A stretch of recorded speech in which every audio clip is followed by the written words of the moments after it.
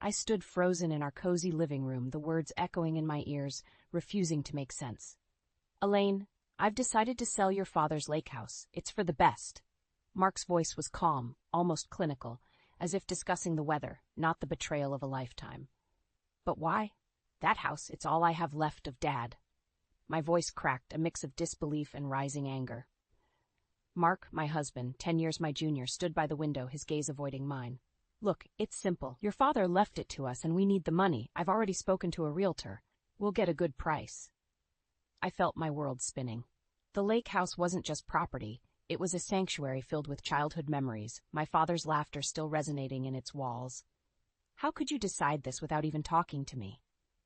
I managed to ask, my voice trembling. Mark turned, his eyes cold. Because it's the logical thing to do.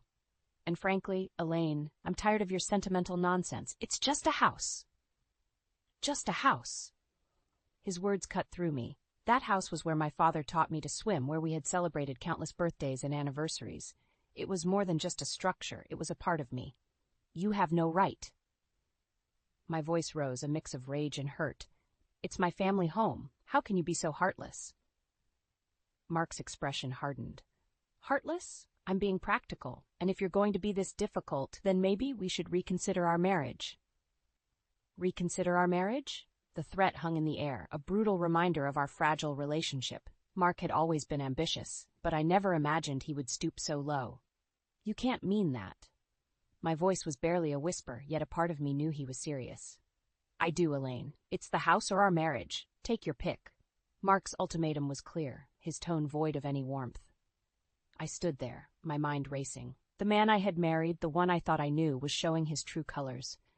It was a cruel awakening to the reality of our marriage, a marriage that perhaps had been built on false pretenses from the start. I swallowed hard, my decision forming amidst the turmoil.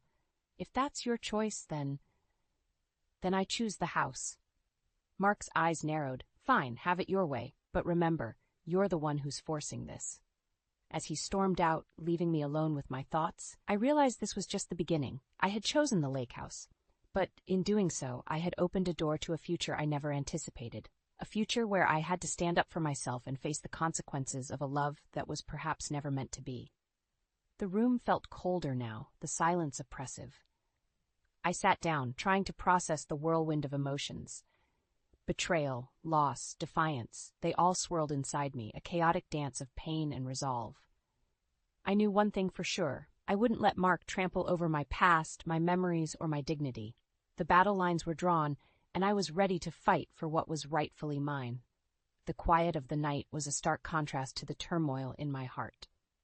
Lying in bed, the moonlight casting shadows across the room, I found myself drifting into the past, a time before Mark, before the chaos that now defined my life. I was Elaine Anderson then, a simple woman with modest dreams. My life was unremarkable, routine to the point of mundane. Then Mark entered my world, like a vibrant splash of color on a dull canvas.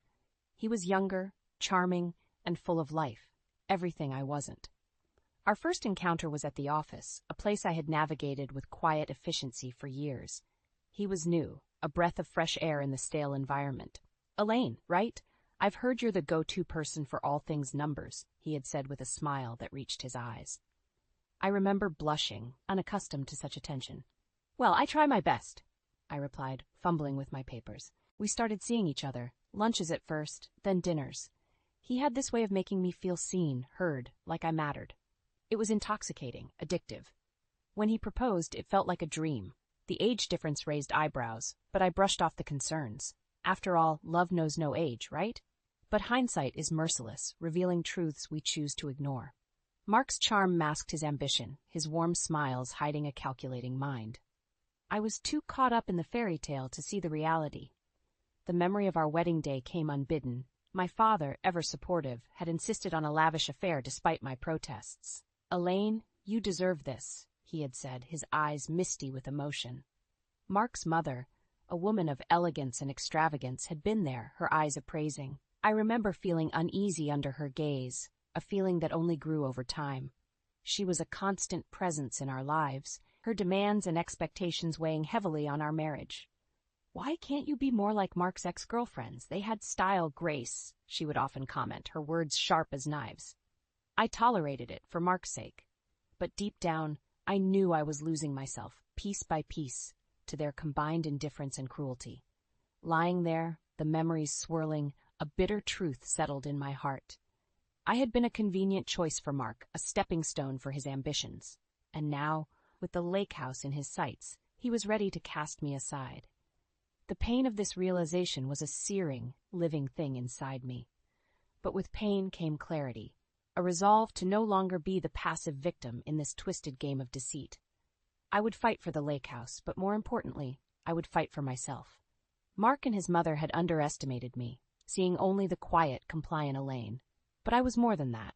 I had strength, resilience, and now, a burning desire for retribution. As the night gave way to the first light of dawn, a plan began to form in my mind. It was time to turn the tables, to show Mark that I was not just a silent bystander in his cruel drama. It was time for him to face the consequences of his actions. The game was on, and this time I was playing for keeps. The morning sun did little to lift the weight off my chest. I sat at the kitchen table, nursing a cup of coffee, my mind racing with thoughts of the impending battle. It was then that Mark's mother, Vivian, chose to make her unannounced entrance, as if on cue to add to my distress. "Elaine, darling, still moping about, I see. You really must learn to move on," she cooed, her voice dripping with condescension as she sauntered in, her expensive perfume filling the room. I clenched my jaw, bracing myself. "Vivian, to what do I owe this? Pleasure?" She smiled, a predator baring its teeth. "I heard about the little tiff between you and Mark. Really, Elaine, you must understand that the house is a goldmine waiting to be cashed in." Her blatant disregard for my feelings, for the memories that house held, was like a slap in the face. "That goldmine is my family home. It's not for sale," I said, my voice steady despite the turmoil inside. Vivian laughed, a sound that grated on my nerves. "Oh, please. Sentimentality is for the weak. Mark needs that money for better prospects. You should be supporting him, not hindering his progress." Her words ignited a fire in me. Supporting him? By letting him trample over everything I hold dear? I don't think so. She leaned in, her gaze cold and calculating. "Listen, Elaine, you're no spring chicken. Mark could have had any young, vibrant woman, yet he chose you. You should be grateful and yield to his wishes." Her insult stung, but I stood my ground. "I'm not some trophy wife you and Mark can parade around and then discard when convenient. I have rights, and I won't let you bully me into submission." Vivian straightened, her eyes narrowing. "You're making a grave mistake, Elaine. Cross me and you'll regret it." The threat hung in the air, heavy and ominous, but I was done being intimidated. "I'm not afraid of you, Vivian. This is my home, my life. I won't let you destroy it." As she left, her parting look was one of pure malice. It was clear that this was war, a war where the stakes were my dignity and my past. Alone again, I realized the depth of the battle I had plunged into. Mark and Vivian were a formidable duo, driven by greed and devoid of empathy. But I was no longer the quiet, submissive woman they thought they could easily overpower. The echoes of my father's teachings filled my mind, to stand up for what's right, to fight for what you believe in. I knew then that this was not just about the lake house. It was about reclaiming my life, my self-worth. As I set my cup down, a newfound determination settled within me. I would fight back with everything I had. Mark and Vivian had awakened a strength in me that they would soon come to regret. The stage was set, and I was ready to play my part. They would see that underestimating Elaine Marshall was their biggest mistake. The days that followed were a blur of tension and cold silences. Mark had become a stranger, his every word laced with disdain. Then came the day that shattered any illusions I held about our marriage. It was a regular Thursday evening when I stumbled upon the truth that had been lurking in the shadows. Returning home early, I found Mark's phone buzzing on the kitchen counter. A message flashed across the screen, too damning to ignore. "Can't wait to see you tonight, love. Jenna." My heart stopped, a sickening feeling rising in my gut. Confronting Mark was inevitable. He walked in, his face a mask of surprise at my early return. "Elaine, what's wrong?" he asked, noticing my ashen face.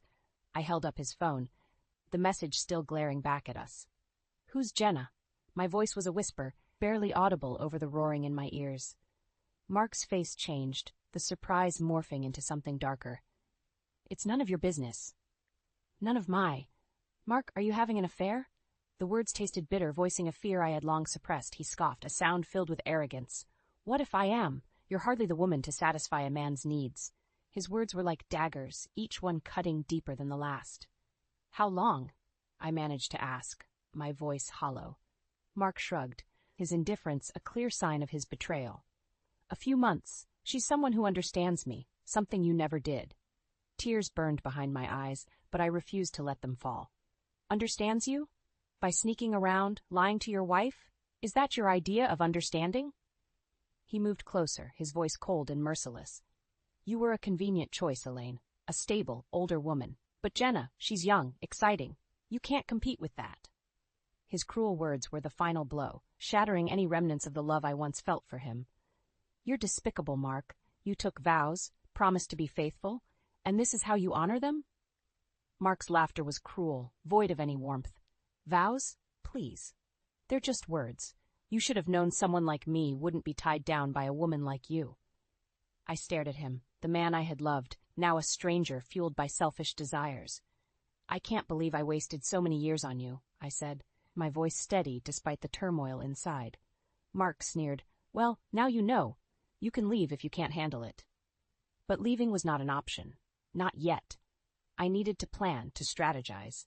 This betrayal was not just a personal blow. It was ammunition, a tool I could use in the battle for my dignity and my father's lake house.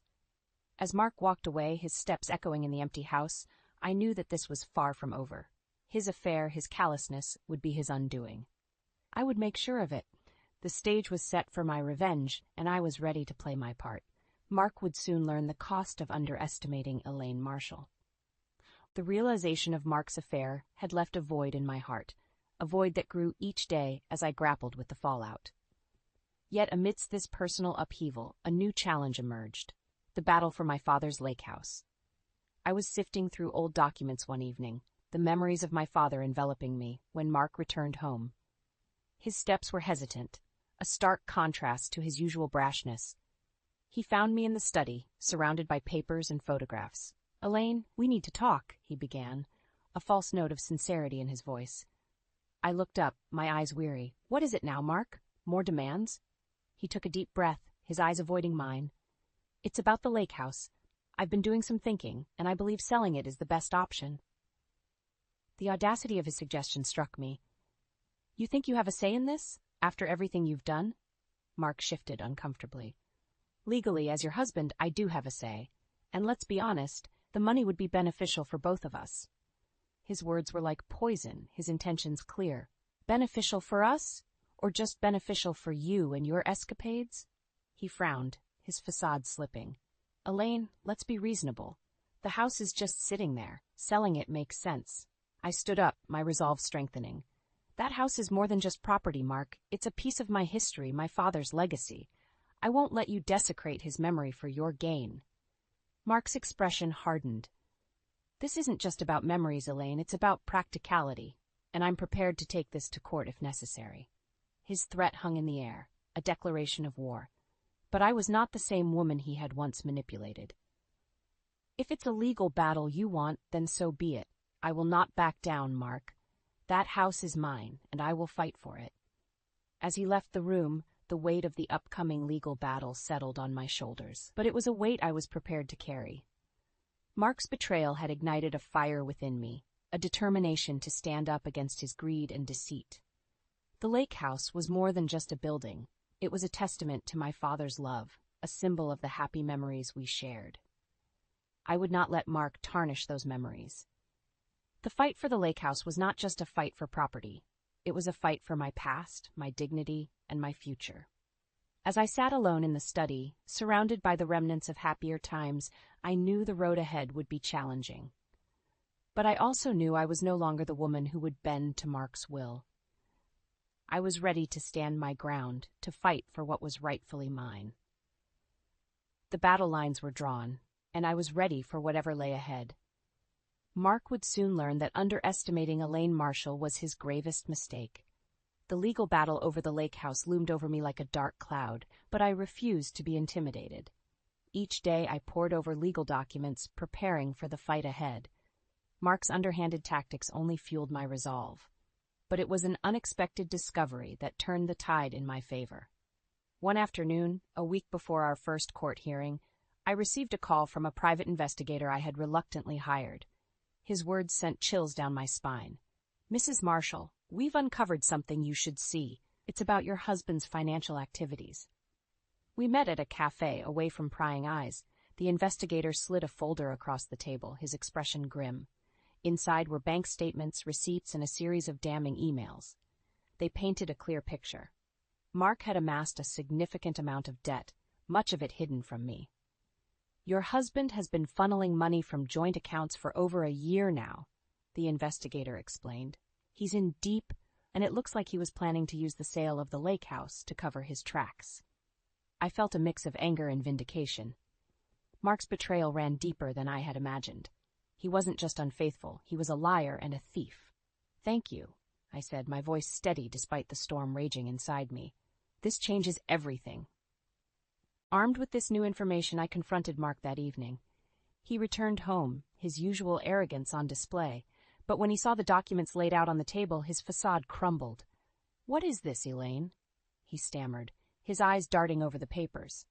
"It's the truth, Mark, about your debts, your lies. Did you really think you could hide this from me forever?" He tried to snatch the papers, but I was quicker.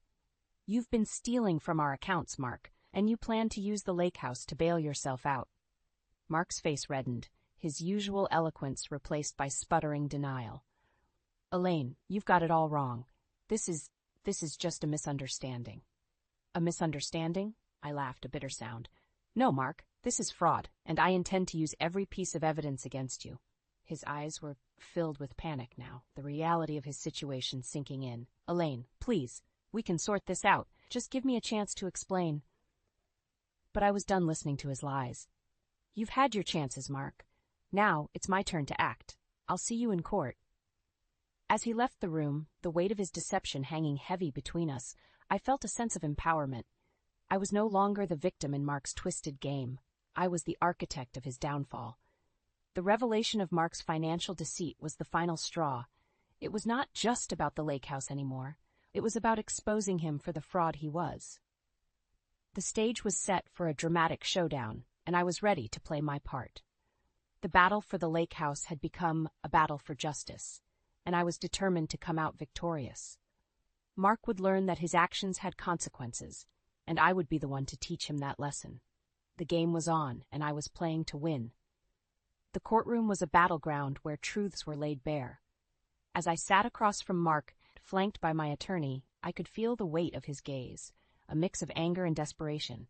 The evidence of his financial misdeeds was damning, irrefutable. Yet, in his arrogance, Mark still tried to play the victim. "Your Honor, I admit my mistakes," Mark began, his voice quivering with feigned remorse. "But selling the lake house was meant to secure our future, to settle the debts that I incurred for the betterment of our family." His words were a grotesque distortion of reality. I watched as the judge reviewed the documents, her expression one of skepticism. "Mr. Marshall, your actions speak of deceit and a blatant disregard for marital assets. This court finds no merit in your arguments." Mark's face paled. The realization that his ploy had failed seemed to finally dawn on him. I felt a grim satisfaction in watching him squirm. The tables turned. The judge continued, her voice firm. "I am ruling in favor of Mrs. Marshall. The lake house will remain in her possession. Furthermore, Mr. Marshall will be held accountable for the financial irregularities and debts incurred."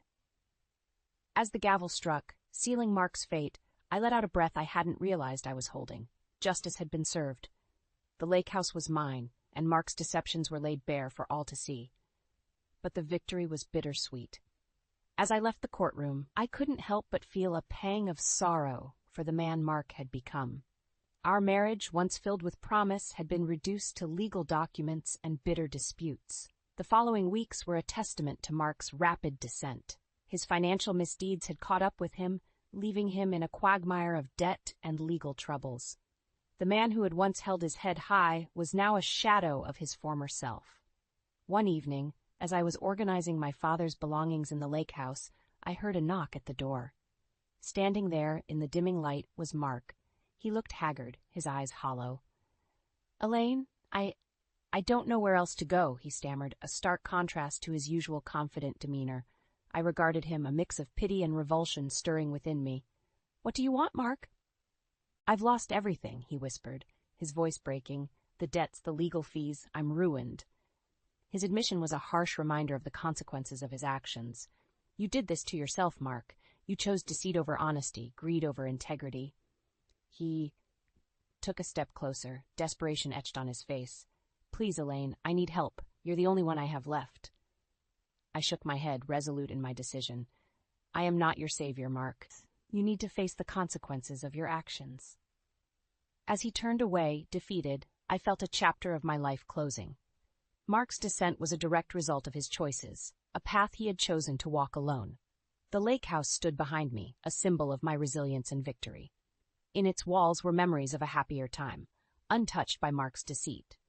I had fought for it, and in doing so, I had reclaimed a part of myself. Mark's downfall was a stark reminder that actions have consequences. His path of desperation was one he had paved himself. And as the sun set over the lake, I knew that this was not just a victory over Mark, but a triumph over the shadows he had cast over my life. The game had ended, and I had emerged stronger, wiser, and ready to start anew.